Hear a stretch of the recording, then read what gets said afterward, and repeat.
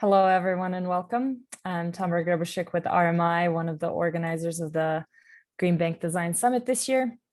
It's great to have you here for the TA and donor roundtable and discussion. I can kick us off with a few slides. Daisy, if you can start sharing those. Thank you. So our organizers are the Green Finance Institute and RMI as co-hosts of the Green Bank Design Platform, and NRDC as our third partner, as well as IDB Green Bank Network and Green Climate Fund, who are helping sponsor the event. Next slide, please. So in terms of the agenda for today, I will provide us with a bit of a welcome and agenda overview, as well as ground rules and session goals. And we'll go through a few slides about the Green Bank Design Platform, what it is, what it aims to achieve. After that, we'll transition into expert presentations. We have fantastic speakers with us today that will provide perspectives from the country level, donor, and then TA on how Green Bank work looks from these different perspectives, what the needs are, what successes and challenges are in the space. And then finally, we have breakout rooms where we would love to brainstorm potential partnership of different donors and service providers with the platform. As you'll see, the platform is in the stage of becoming operational, and we are thinking through the best ways to structure some of these partnerships and would love to hear perspectives from the people in the room, which is all of you practitioners, of how this might be best structured. And then finally, we will wrap up. Next slide, please. So our speakers with us today, and they will also be introduced a little bit later, as well as they start talking to us, are Rick Nogueira, who is a senior advisor at Pollination, as well as on the ITAP board of the Green Climate Fund. We have with us Ilmi Granov, who is a director at Climate Works Foundation, Natalia Santoyo Rivera, who is the Deputy Director for Projects financed by IFOs at NAFIN in Mexico. Finally, John McGinley, who is the founder and managing partner of Mekong Strategic Partners in Cambodia. Next slide, please. So in terms of some of the ground rules for the session, we would ask you to mute your microphone if you're not speaking, to avoid any background noise, but please keep your video on. Be as present as possible, and keep confidences, which essentially means if somebody mentions something they would like to keep confidential, please respect that, as well as listening to and respecting all perspectives expressed in the session today. And finally, stepping up and stepping back, which means please do feel free to express your opinions, share comments, any perspectives you may have at times when you're comfortable, while stepping back when you would prefer to just listen to what others have to say. Next slide, please. The goal of the session from our perspective is to gain a good understanding of what the Green Bank Design Platform is, and what its goals are, and how it aims to operate, as well as to understand country needs and perspectives with regards to TA needs. So as service providers and donors, what are some of the challenges that countries face? How can we best remove those bottlenecks and make green bank creation worldwide run more smoothly? At the same time, the goal here is to hear from both TA providers and donors, and countries about the challenges and opportunities in this ecosystem, and to brainstorm, as I mentioned earlier, the partnership models between the platform, TAs, and donors. Next slide, please. So I will give you a little bit of an overview of the platform to kind of set the stage and get everyone on the same page, as I know that attendees in this session have different baselines and knowledge about the platform. So the main idea behind the Green Bank Design Platform is to spur decarbonization and remove bottlenecks in climate finance disbursement. So we will need deep and liquid pools of capital especially for certain critical sectors to achieve not only mitigation of climate change, but also global green recoveries. And for that, we need to mobilize climate finance. As we all know, there are plenty of pledges. They rarely actually make it where they need to go. So we need national level institutions to get the flow going. Green banks can tap local private savings and are key financial intermediaries to spark these low carbon solutions and create jobs. The idea behind the Green Bank Design Platform is to help jurisdictions, whether it's national level or local level, to adapt the Green Bank model, which we know has been successful in a number of countries, to their unique circumstances. However, it will not happen in a vacuum, and action is needed to support global green bank development. Next slide, please. So we know that the green bank model is very popular around the world from many market assessment and demand conversations. We know that there are 26 countries that are currently exploring the green bank model, and they are across income categories and across different stages of green bank development. As you can see, they're in every single part of the world. And these are just the emerging green banks, not taking into account green banks that already exist in over a dozen countries. Next slide, please. So really, the Green Bank Design Platform is a coordinating institution which serves to address obstacles raised by countries in setting up green banks. So we know that there are many roadblocks that countries face when they try to stand up an institution on their own. And oftentimes those obstacles revolve around not knowing where to go, whether for TA assistance or for applying for donor funding, or where those pools of capital even are. So the idea with the Green Bank Design Platform is to create an ecosystem of climate finance providers, actual green bank practitioners from countries, TA providers, as well as our staff, to help countries accelerate their green bank creation. These bottlenecks that countries face often mean that they protract green bank creation to several years longer than it necessarily has to be.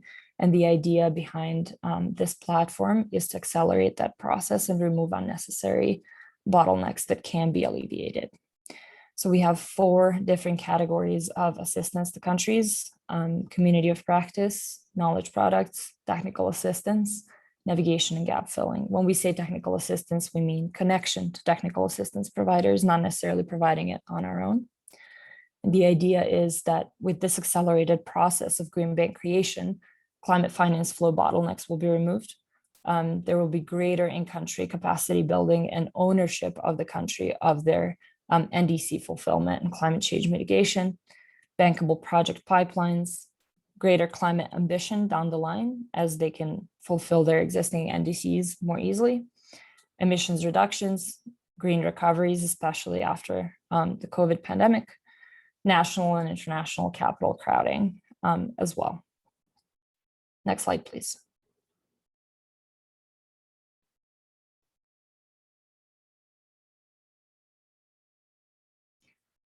So as I mentioned, we have 4 categories of assistance. The purpose is really for countries to be able to take the resources they need to adapt this model to their unique circumstances. We recognize that there's no one-size-fits-all solution, and that every country faces unique circumstances. That means that they have to adapt the model to what works best for them and fit local contexts.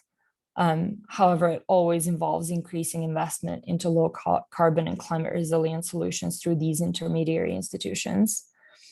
And key to that expansion is creating a network of service providers and funders to assist green bank development, creating a strong ecosystem that the countries can rely on and know where to go in their green bank development process. And then finally, to increase learning between green bank practitioners themselves. There are lots of countries, as I mentioned, 26 currently in the emerging phase, and over a dozen of countries with existing green banks who can share their learnings, which may or may not be relevant to other contexts, and not reinvent the wheel. Just make sure that the knowledge is out there and accessible. And our idea really is to create added value for all stakeholders, which includes countries that will be able to access assistance in a more streamlined and better way, to donors, including climate funds and DFIs, who have access to trusted local intermediaries that can help them achieve their own climate goals, and service providers with increased access to business opportunities through these connections that the platform is able to make between countries interested in green bank development, and TIA providers whose job is to help countries along on that development path.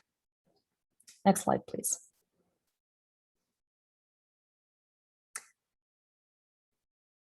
So I will pause there.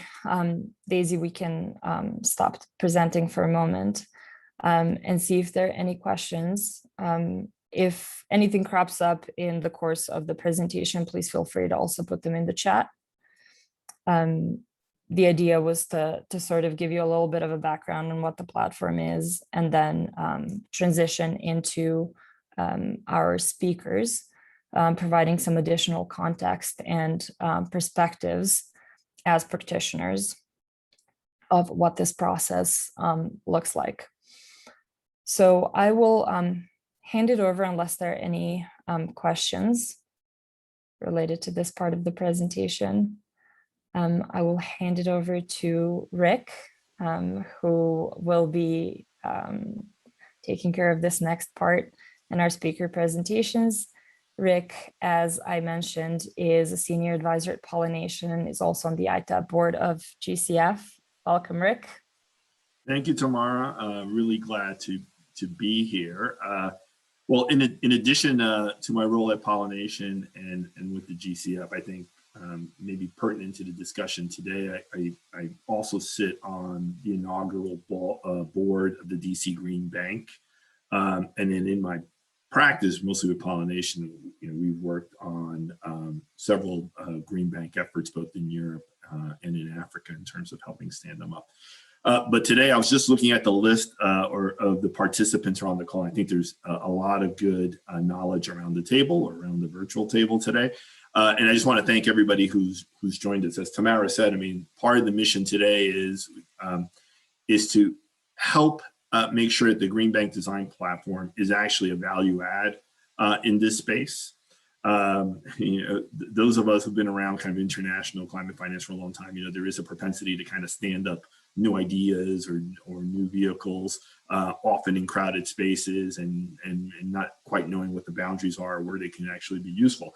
Today, and we're looking forward to kind of getting the feedback in when we have the breakout rooms. It really is a good opportunity for the developers of the Green Bank Design Platform to kind of understand how it can be a force multiplier, right? So when you're thinking about other service providers in the space and folks who provide technical advisory support, how can we make your efforts more effective? Where are there niches that a platform like this can really help kind of accelerate the model of green banks? Because we're working on the assumption that if you're here, you've at least bought into the idea of what the value is of a green bank as a source of mobilization of climate finance and actually getting climate impacts on the ground. And then, and then if you're a donor, very similarly, how can a platform like this really extend the impact of your dollars in this space? What can it do most effectively? So we're very much looking forward to kind of getting feedback in the breakout rooms. To lead up to that, we're going to hear from a few practitioners on the ground. We're going to hear from folks that are in developing countries and working on green banks today. We're going to hear from donors who've been very active in actually kind of seeding this entire space. And we're going to start, our first speaker today is Natalia Santoyo. And I'll ask Natalia, feel free to add a little bit more about yourself at the beginning of the session. But Natalia is a deputy director for projects financed by international finance organizations in Mexico. And hopefully she'll give us a bit of an overview of Mexico's capitalization and TA support challenges and successes, and kind of her sense of what's needed in the ecosystem. So Natalia, I'll turn it over to you. Thank you very much. So I would like to start by thanking the organizers for allowing me to take part in this very relevant discussion. And maybe add a brief disclaimer. So the input that I will be providing to you today comes from my experience and my team's experience in Nacional Financiera, NAFIN for short. So perhaps other development banks in Mexico may have different perspectives or different experiences. Just to put things into context, in Mexico there are 6 development banks, and each of the bank focuses on specific sectors.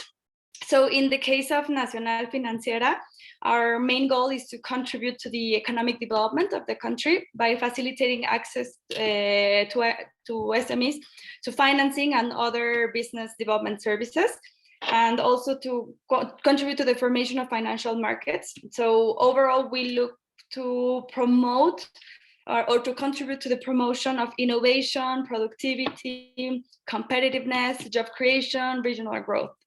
And we work mainly as a second-tier bank.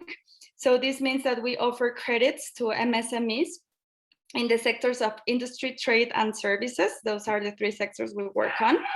And these credits are offered through a network of financial intermediaries, but we also operate as a first-tier bank by offering direct credits to bigger projects, especially green projects of about $50 million. So we have, the Treasury has a whole strategy, obviously, for the capitalization of the bank, and in ensuring that the institution has sufficient resources and is able to disperse them to the different business areas at the best cost, terms, and conditions. Our Treasury has in its priority activities, obviously, an efficient resource collection strategy, transfer pricing determination, and portfolio and interest rate risk management, etc.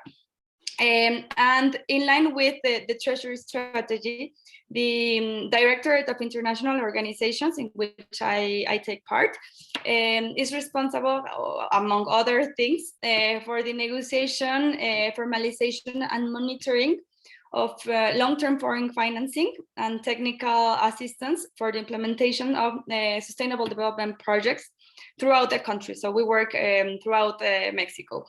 Our projects focus mainly on climate change mitigation, and we have seen, or where it's well known, that in the fight against climate change, the energy sector plays a fundamental role, as it is in Mexico, it is the second largest emitter of greenhouse gases here in the country.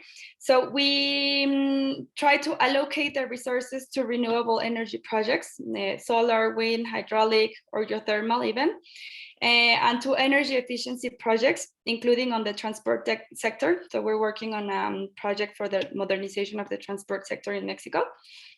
And well, by doing this, NAFIN is dedicated to leveraging private sector investment into low carbon and climate resilient solutions. And we aim to contribute to national efforts to achieve the SDGs and obviously the Paris Agreement. We have a portfolio of 18 projects, and all of these projects rely on technical assistance. We believe that technical assistance supports development banks to fulfill their mission and their strategic purpose. It's very useful obviously for the preparation and implementation of the projects, and it helps promote economic growth, develop market economies, and also expand our economic relations with other banks around the world. And for us, the most relevant component or the most relevant use of technical assistance is that it helps develop or even strengthen our institutional capacities or capacity building through knowledge and technology sharing, skills sharing, and even the transfer of technical data. We have realized that we have some breaches in data that we collect from our projects, and technical assistance has been very useful to start developing this information that is needed to really assess the impact of the projects that we are implementing across the country.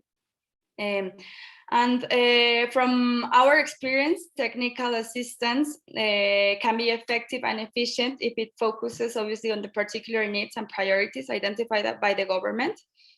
So this implies a full degree of ownership from the beneficiaries, in this case, NAFIN, but also an alignment to public policies, priorities, and strategies by the donor agency, as well as cross-sector coordination.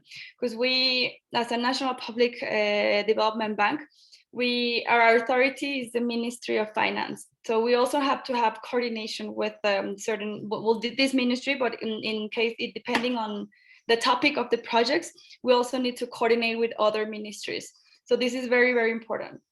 If we don't have this alignment with the public policy priorities, and if there's no this coordination, the risk is that the project may not be able to be implemented, or the technical assistance, regardless of having zero cost for the beneficiary organization. We have seen this before, so this is I really want to highlight this part. And then furthermore, obviously, the technical assistance can be effective if the quality of the implementation and the impact of the programs are maximized. And it will be very important to identify gaps and areas of opportunity through impact assessment, to further improve other technical assistance that we can receive. And overall, other key elements for an effective and efficient technical assistance would be the use of a collaborative approach with the donor organizations, and the understanding also of best international practices and experiences from both the beneficiary and the donor institutions. So in this sense, we really appreciate being part of these discussions and these platforms, because it helps us position where we are in terms of our projects, and also see areas of opportunity where we can improve what we're doing, and obviously building a network, right, with a donor agency or other beneficiaries in favor of the projects that we are trying to implement, or that we are currently implementing. And we have had a lot of success stories when it comes to technical assistance in NAFIN. Just to mention very, very briefly, the Sustainable Projects Unit was created through technical assistance provided by the IDB. Our environmental and social management system was developed and implemented with the cooperation of the German Development Bank. We have had different consultancies. Right now, we have consultancies for the development of the low emission transportation program that I was just referring to at the beginning. And obviously training, that it is very useful to build this capacity within the organization, because this provides continuity for the projects that we are implementing. So this is the success story, and this is what we believe makes technical assistance very efficient. But on the other hand, we have also seen some implementation barriers for technical assistance, and they can be rooted in a variety of causes, including opposition from key stakeholders, inadequate human or financial resources, lack of clarity on operational guidelines or roles and responsibilities of each institution for the implementation of the projects, maybe even conflict with other existing policies, lack of coordination, or even just lack of political will for the implementation of certain projects. And we have also seen that the different institutions, the financial institutions, multilateral banks or bilateral banks, have different guidelines of implementation or different rules, and this also sometimes difficults the implementation of technical assistance. And we have to add also certain difference that sometimes there is with national guidelines. So this is something that needs to be also put in place and look at the beginning of the when developing or trying to implement technical assistance project. And I would so this is for technical assistance. Following on NAFIN's green strategy, I think it's worth referring about two projects that we have ongoing. So the first one is that we're trying to create what is called Fondo Sostenible NAFIN, so NAFIN Sustainable Fund. This is a public trustee that we're trying to create to receive and disperse non-reimbursable resources, such as grants or technical assistance from international organizations for projects directly executed by NAFIN or by other institutions of the federal public administration. So with our current administration, certain trustees were eliminated, and there were projects that needed or that were in need of an efficient finance mechanism to receive these resources and to disperse them. And we saw this gap, and we decided to create this fund. It's called a fund, but it's trustee, to help our projects, but also to help other projects from the public administration. We're currently working with the Ministry of Environment. We are foreseeing working with the Foreign Affairs Ministry, etc. And the resources will be used only for projects that contribute to our national efforts in favor of sustainable development. So this means environment, climate change, reduction of inequality gaps, or extreme poverty. We're currently working on our authorizations, and we expect to have this fully created and ongoing within a month. 2 months maximum. So this is very exciting for us, and I think it's very positive for green projects in Mexico. And the other project that I wanted to refer to very briefly is our accreditation process to become a direct access entity for the Green Climate Fund, for the GCF. This accreditation will obviously help NAFIN access resources to fund projects and programs for adaptation and mitigation of climate change. We will also be able to finance, finance innovative projects with social and environmental impact, and also align to our priorities and goals of the country. And we will be also able to mobilize financial resources and private capital for other non-accredited entities in Mexico. So this is also very useful. We're expecting to have this accreditation finalized next week during the next board session, hopefully. We'll see. And this process has helped us identify certain gaps or breaches that we have, or certain best practices that we needed to implement in the institution and that we're working on. So this has been very useful, not only to access the resources or to be part of the GCF, but it has also helped establish certain positions within, or certain operations within the institution that can be very useful for further projects that are directed to NAFIN. So just to conclude very briefly, I believe that the pandemic has pushed governments to find solutions, not only in terms of public health and economic resilience, but has also reminded every country in the world and every stakeholder of the need to be prepared to face other important challenges, global challenges, and obviously the most important one now is climate change. So national and subnational governments play a key role in the fight against climate change. And to achieve this, we need to develop capacities and obtain also sufficient financial resources to build more resilient economies and greener societies. So I believe that development banks have this very important transformative role to support this fight. And we have the ability to support climate change, economic development, and social well-being projects in our countries through our mandates, business models, and of course the use of our concessional financing and technical assistance. So I believe it is very important. And with this, I end, and I thank you very much for making me part of this conversation. Thank you, Natalia. That was very interesting. I was very happy to hear that you're up for accreditation, because the GCF certainly needs high quality direct access entities. And as you said, that is very much a role that green banks and development banks in general can take to kind of help intermediate their local markets with sources of funding outside the country. Thank you again, Natalia. Next up, we have John McGinley. John is the founder and managing partner of Mekong Strategic Partners in Cambodia. And hopefully he'll be able to give us a little bit of an overview of what's happening in Cambodia with the Green Bank effort that he's involved in, and what that journey's been like. What are maybe some of the lessons learned and challenges facing them. John, take it away, and feel free to add more info on your background as you see fit.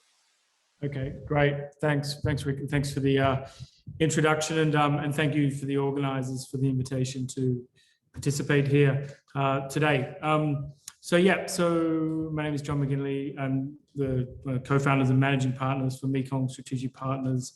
We're an investment and advisory firm based out of Cambodia, but with operations in Thailand and Vietnam, but with a kind of focus across primarily Southeast Asia.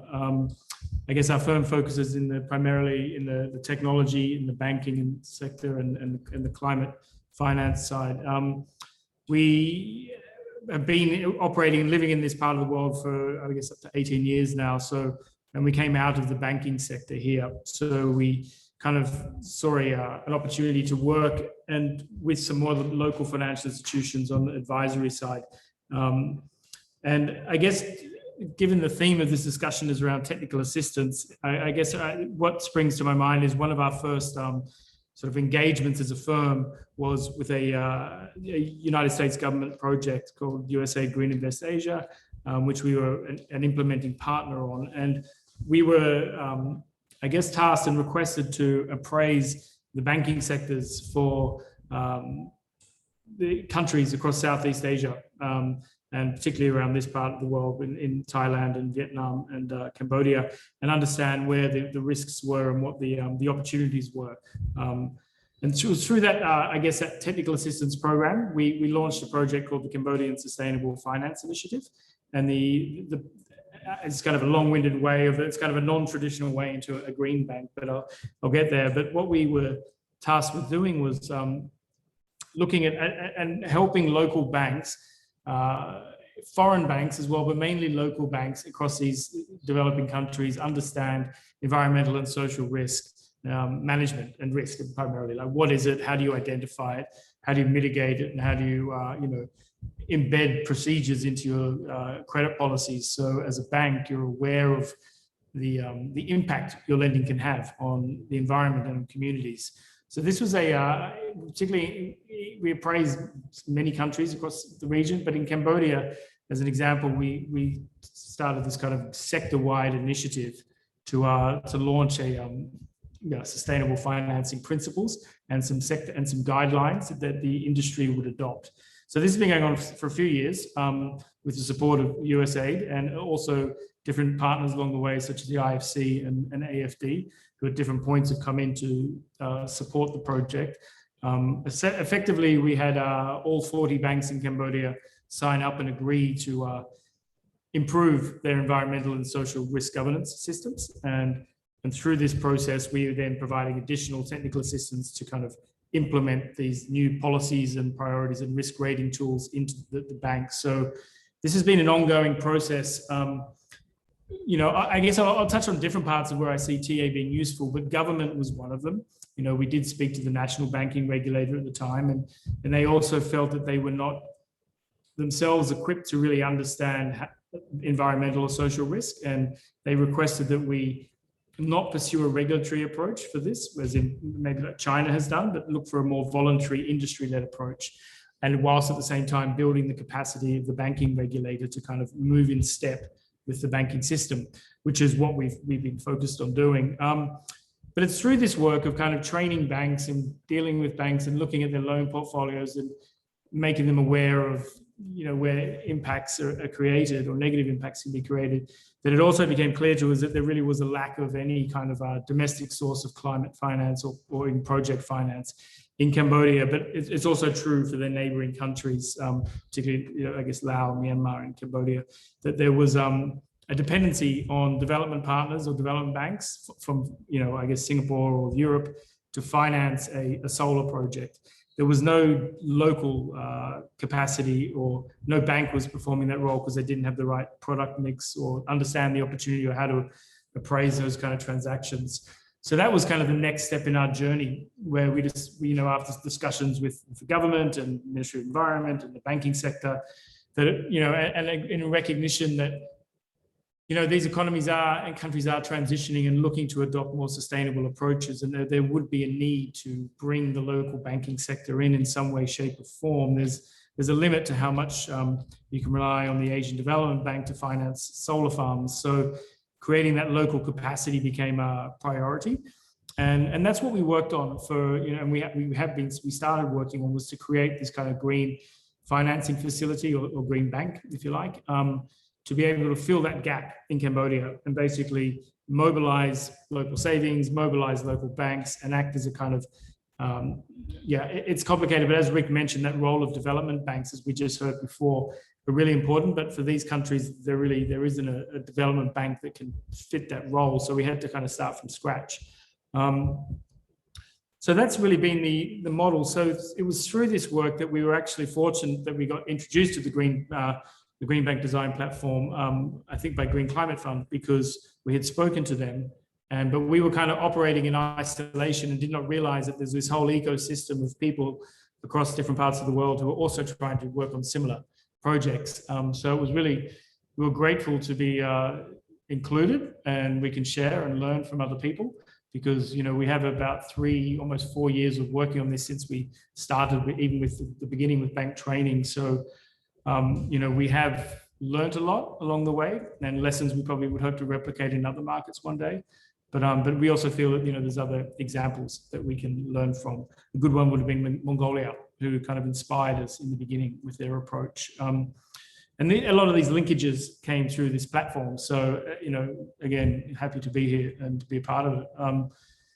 So that's been the model for us. Now we continue to train the banks, but we really need to create this institution. And again, you know, we have been reliant, if you like, on technical assistance, because that's really been critical in everything we've done. I mean, in terms of engaging with the government, having the development partners, whether you're the World Bank or IFC or AFD, like opening conversations up with government about, you know, how they may have national climate change policies and guidelines, but, you know, here's how the banking sector can play an enabling role in achieving those policy guidelines.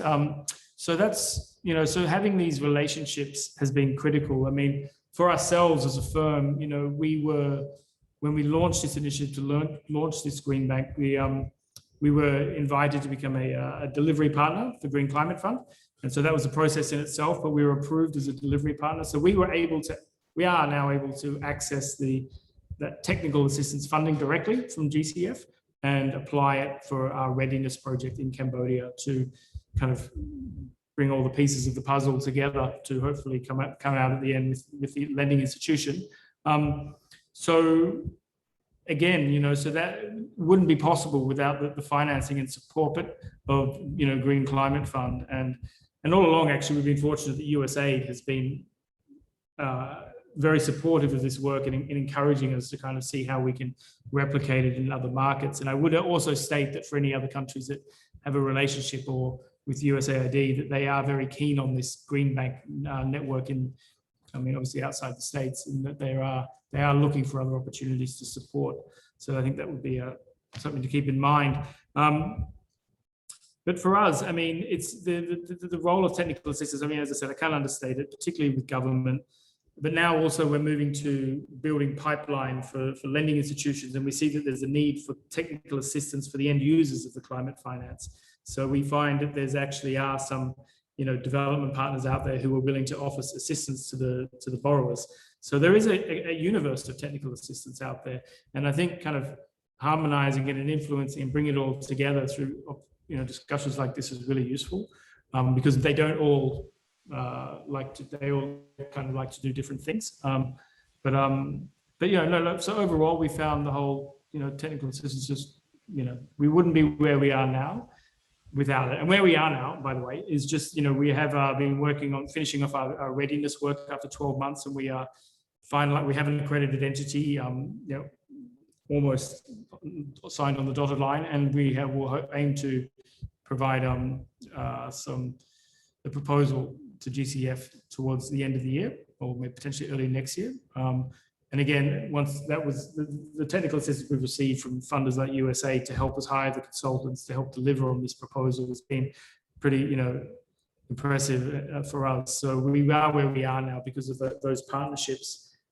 We understand these markets in the banking sector and the financing opportunities, but that's not enough on its own. We do need to bring in a wider universe of banks and borrowers and regulators. So, we're hopeful going forward early next year, we will be live and we will be fulfilling, the potential of what we've been striving for is to, use this capital to incentivize and crowd in local banks and move them forward, and direct lend as well. So again, happy to be here and grateful, and thanks for the opportunity. And if there's questions or people want to talk further about it, I'm going to be around, and we could contact me directly, and I'm happy to share our experience further. So I'll stop there. Thanks. Thank you, John. That was great. I really appreciate the lessons learned from other efforts and how valuable that could be. And then the good segue that you have talking about the donor support that you've had right from USAID and potentially from the GCF for readiness funding, and how critical that is to kind of help some of these early stage green bank concepts get going, is a good segue to our next speaker, who's Ilmi Granoff. Ilmi is a director. He's a director at Climate Works Foundation, and he's really been one of the key folks on the donor community in terms of kind of seeding green bank ideas and concepts. And he'll provide an overview of from a donor perspective and how they collaborate with TA providers. Ilmi, turning it over to you. Thanks, Rick. Really great to be here. Just before I start on substance, just want to ask if folks, many are probably power Zoom users, but for those that aren't, it would be really useful for me as I'm talking to make sure my comments are targeted. If you are comfortable scrolling over your icon, right-clicking on the little 3 dots on the right and renaming yourself with your institutional affiliation. If that's relatively easy for most of you while I'm talking, it would be great to kind of know what types of institutions are on the call. Sorry, Tamara, to do a sort of administrative prerogative, but it would be helpful. But I can get started.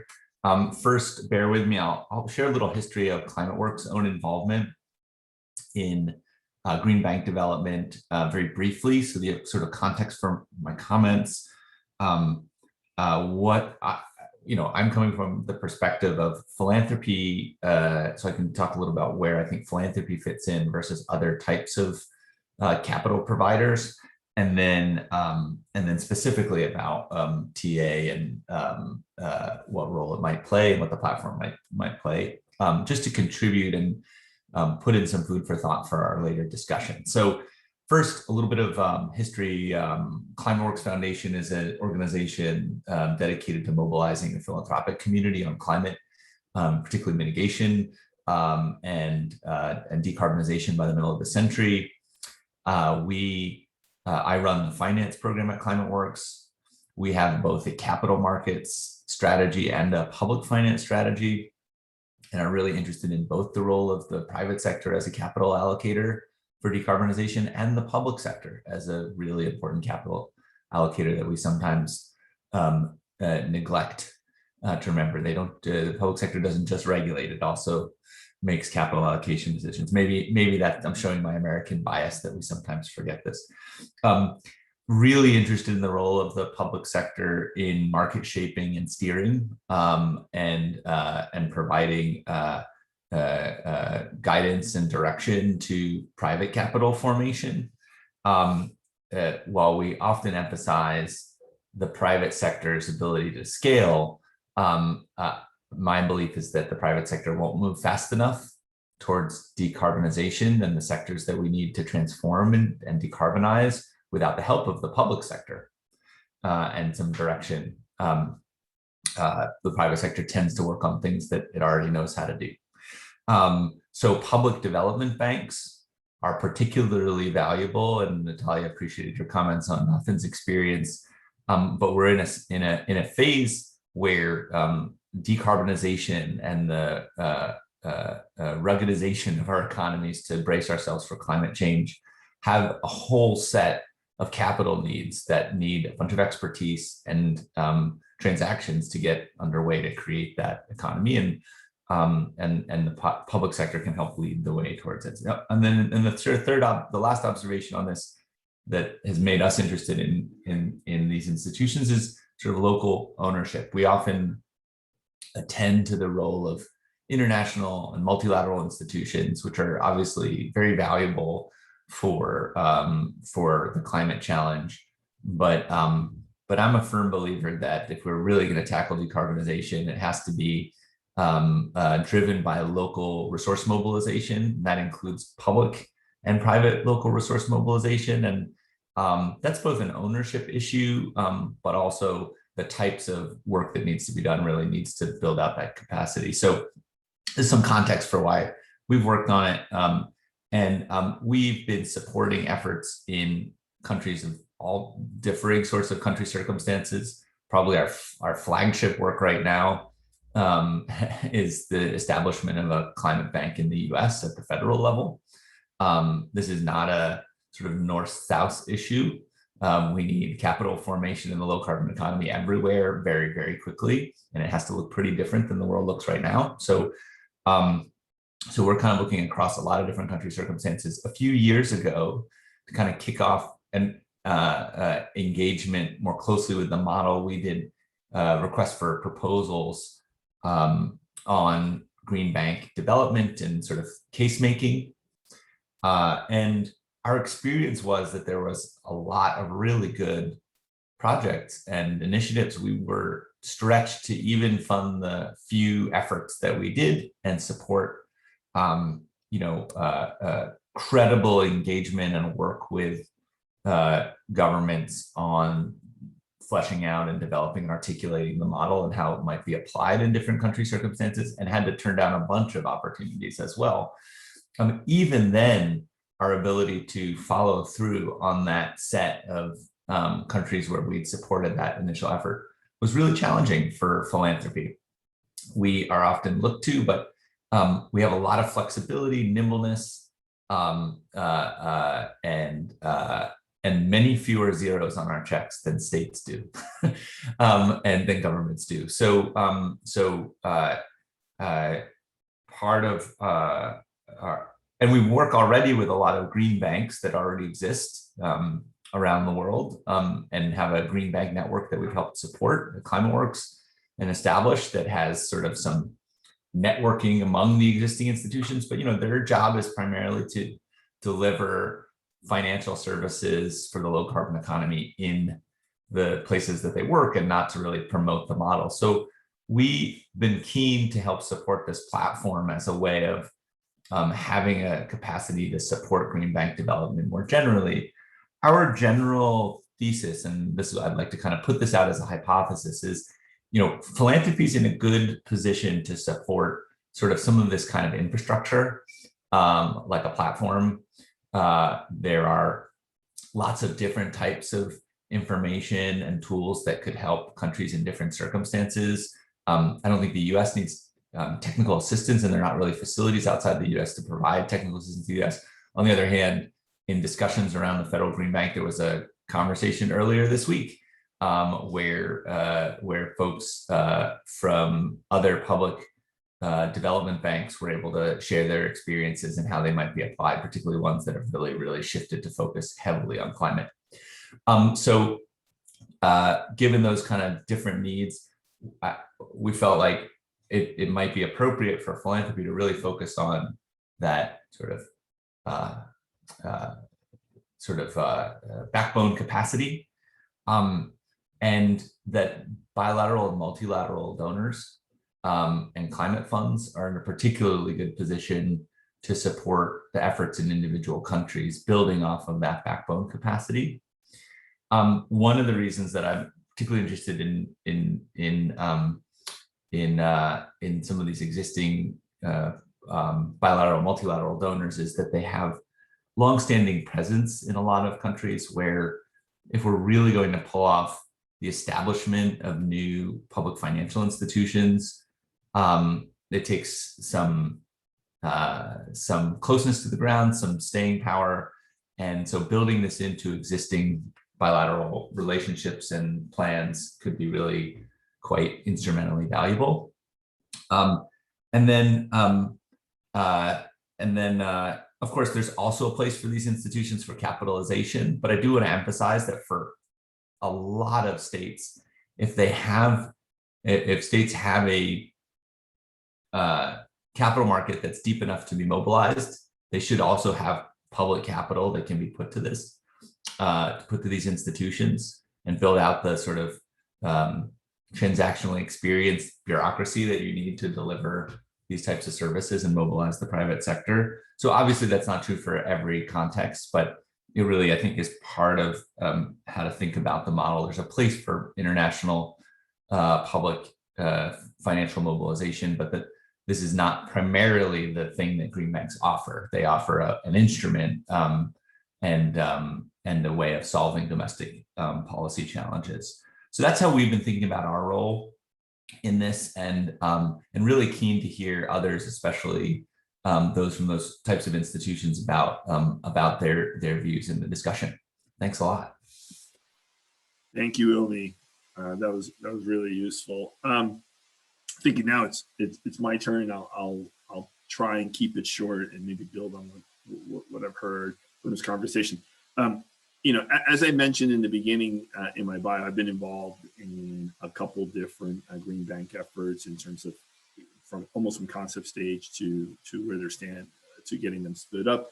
Two of them which have come to fruition and are now entities that exist. And so I'm listening to these conversations. I'm trying to think, you know, and I like the areas that the Green Bank Design Platform is looking at, and Tamara kind of laid out those kind of 4 categories of support.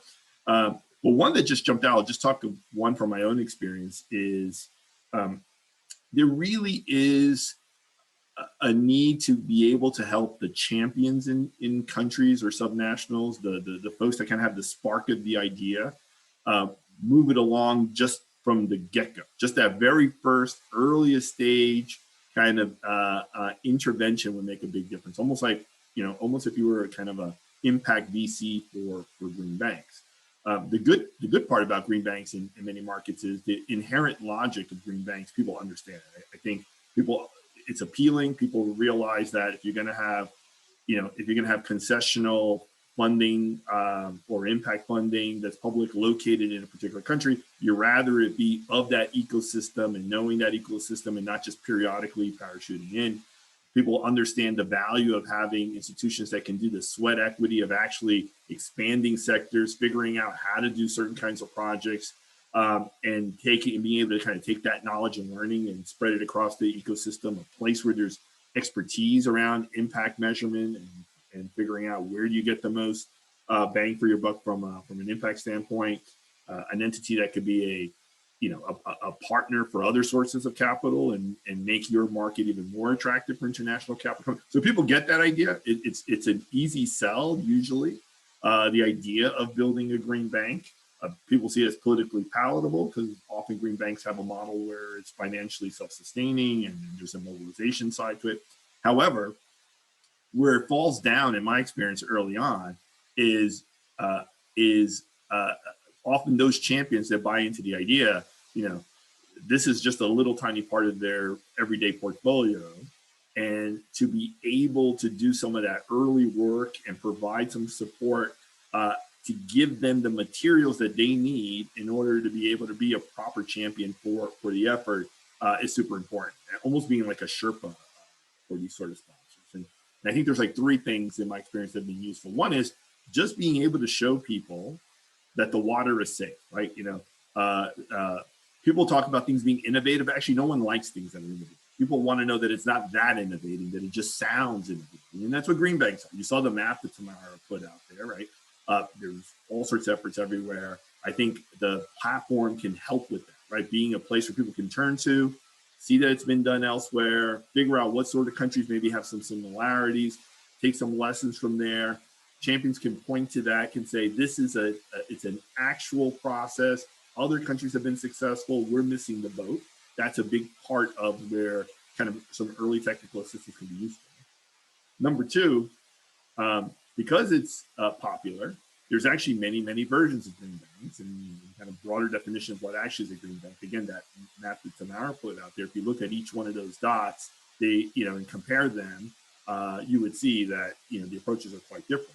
So that's a challenge for sponsors or champions in countries where they're like, okay, we understand we want to do it, but what is the proper way to do this? What fits this? And kind of helping them narrow the selection model. Is it going to be a new entity? Are they going to place it in an existing green bank? Are they going to change the remit of an existing organization? Is this solely going to be a private sector facility, like somebody mentioned a Mongolia bank, where you bring in the private sector? So being able to kind of narrow the world of 100 different paths down to 2 or 3 paths for someone, and to do that in a collaborative way, so that you're attuned to what the needs of the country are, what's politically feasible, what's legally possible, is immensely valuable and low cost from a donor standpoint. But it really gets over like a major early hurdle.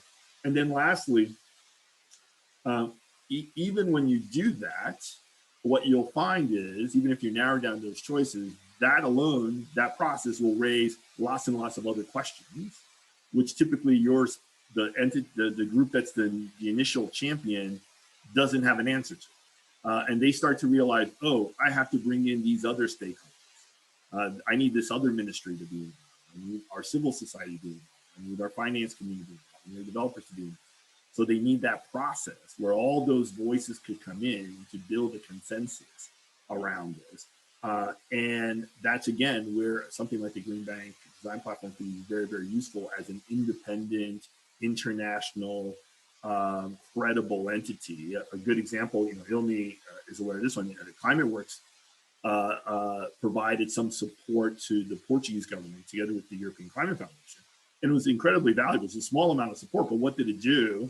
It helped them build this task force that looked at these issues, and it provided kind of another voice in that task force. It allowed to have this kind of outside group participating that was bringing a level of experience and expertise that made it much more comfortable for everybody else to have a discussion around, okay, what a green bank's going to look like, because and there, again, kind of almost shepherding the whole process, and that and that was super useful. So I think that's that really early stage, and doing it in a coordinated way, and doing it in a way that you're learning from every time you do it, and having a place where a champion can turn to when he has the spark in his brain that maybe I want to do a green bank, where do I go? Being able to go to somewhere like the Green Bank Design Platform, who can then bring in other service providers, that would be, I think that's, an important lesson, that I've learned. And then maybe, lastly, even if you get through that, maybe the next phase, you start getting to a little bit more technical heavy lifting, right? So, okay, we want to do the Green Bank, we have a broad idea of what it should look like, but what actually is it going to do, right? What's the business plan? What are the barriers it's going to address? What sectors is it going to focus on? What sort of financial tools is it going to provide?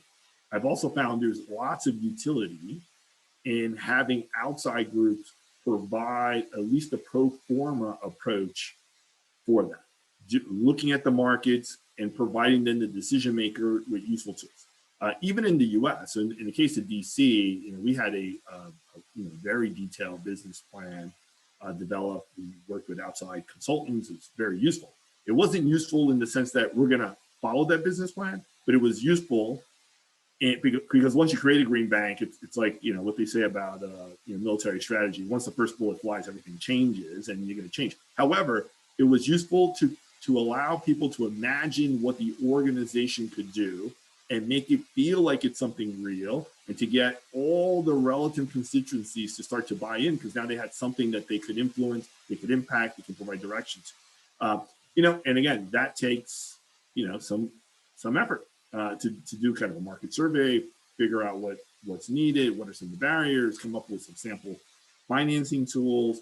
And if you have a place where you can go to get that technical assistance, or help in procuring that technical assistance, particularly if you don't have to go through government procurement, if there's a way to do that, is also super helpful. And to have a place where you can then compare your studies in that early market work with what's happened elsewhere and see whether, you know, you're not being too innovative or being just enough innovative is super useful. So I'm very cognizant of time, and I think, you know, the main thing today is to kind of start getting some feedback. So I'll end there, and I guess I turn it over back to you tomorrow. Yeah, that sounds great. Thank you so much, Rick. And